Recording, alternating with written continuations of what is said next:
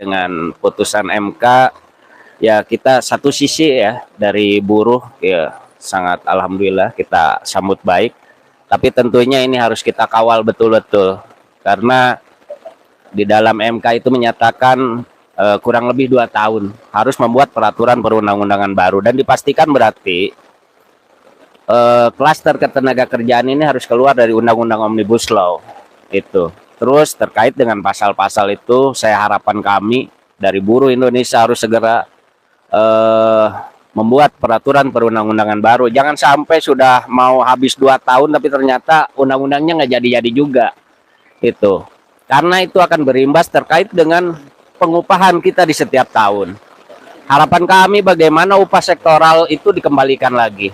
Itu untuk PP 51 itu sangat luar biasa mengkerangkeng kesejahteraan buruh yang ada hari ini. Nah, terkait dengan apa yang disampaikan oleh Pak Presiden tadi terkait dengan hubungan kerja, status hubungan kerja betul.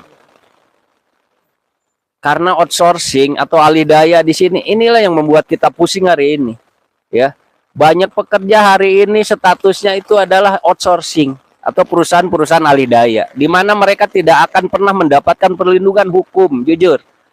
Perlindungan hukum dari ketenaga kerjaan ini nggak ada sama sekali. Ini sudah kita buktikan, kita lakukan untuk pembentukan serikat pekerja, serikat buruh yang ada di perusahaan outsourcing ini sangat luar biasa.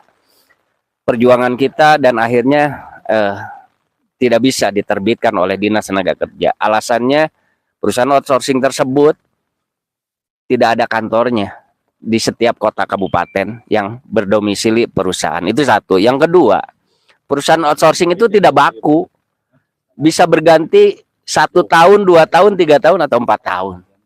Jadi domisili mereka juga tidak jelas. Terus bagaimana para pekerja yang berada atau sebagai karyawan outsourcing ini bisa mendapatkan perlindungan hukum?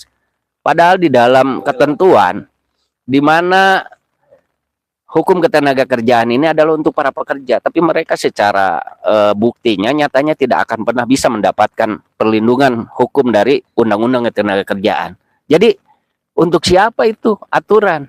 Apa untuk hanya pekerja karyawan tetap? Dan dipastikan hari ini perusahaan-perusahaan baru tidak akan ada lagi karyawan tetap kecuali vendor-vendor tertentu ya. Seperti perusahaan-perusahaan yang sudah punya aturan tertentu.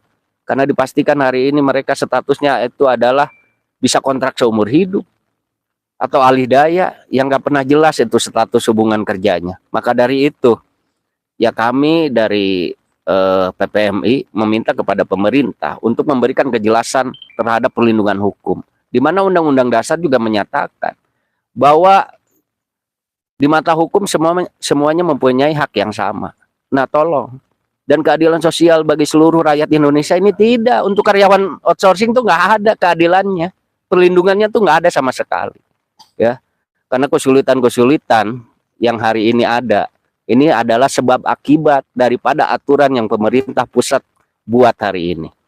Ketika kita hari ini sudah mendengar terkait dengan putusan MK, tolong itu segera eksekusi kepada stakeholder terkait, kepada pemangku kebijakan, agar ini segera bisa kita aplikasikan. Karena perlindungan hukum untuk buruh kontrak itu sulit, apalagi untuk outsourcing. Nggak jelas, sama sekali nggak jelas. Maka dari itu, ya saya sebagai Ketua Umum DPW PPMI Provinsi Jawa Barat, mewakili seluruh pekerja, anggota, yang hari ini masih berstatus kontrak atau yang masih berdiri di outsourcing, tolonglah. Kepada pemerintah, segera terbitkan aturan yang betul-betul berkeadilan untuk seluruh buruh yang ada di Indonesia. Karena keadilan itu hari ini nggak ada. Karena PHI pun hari ini seperti kuburan. Ya, PHI itu sepi hari ini. Karena ngapain ke PHI, hanya 0,5. Udah biayanya mahal. Ya. Itu bertentangan juga dengan undang-undang yang menyatakan bahwa pemutusan hubungan kerja atau perselisihan hubungan industrial itu harus diselesaikan secara cepat, tepat, dan murah. Itu nggak ada. Terus bayarannya hanya 0,5 dengan SEMA nomor surat edaran Mahkamah Agung itu nomor 8 terkait dengan putusan PHI harus merujuk kepada Omnibus Law. Ini luar biasa, 0,5. Dan hari ini saya lagi bersidang berkasus di PHI Bandung. Yang lebih gilanya lagi 0,5 nggak mau bayar tuh perusahaan. Jadi dengan terpaksa ya kita gugat. Yaitu mohon kepada pemerintah, terutama Menteri Tenaga Kerja Republik Indonesia ya, tolong dipahami bagaimana keadilan untuk buruh itu harus ada. Kita sebagai pelaku pembela terhadap para pekerja yang tertindas hari ini meminta kepada pemerintah untuk bersikap adil demi buruh di Indonesia. Karena percuma banyak investor ketika buruh-buruhnya juga tertindas. Ini bukan lagi zaman Romusa ya, tapi ini sudah zaman modern, zaman digital, teknologi yang sangat canggih. Harapan kita sebagai buruh di Indonesia dapat perlindungan hukum adalah hak seluruh pekerja yang ada di Indonesia. Demikian, terima kasih. Hidup buruh, hidup buruh, hidup buruh.